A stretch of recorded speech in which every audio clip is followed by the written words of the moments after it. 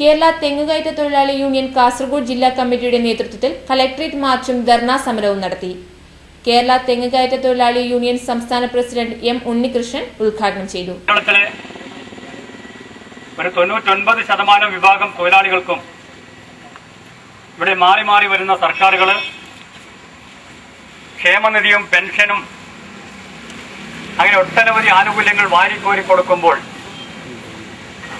കേരളത്തിന്റെ അടിസ്ഥാനവർഗ തൊഴിലാളികൾ,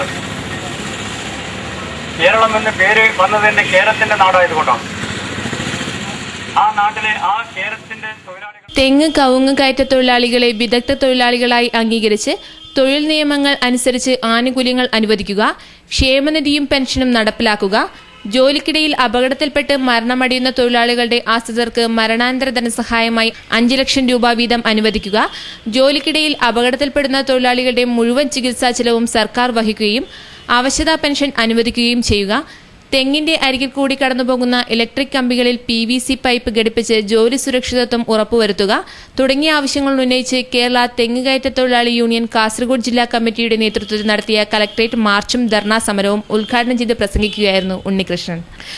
ജില്ലാ പ്രസിഡന്റ് KP രാമചന്ദ്രൻ അധ്യക്ഷത വഹിച്ചു.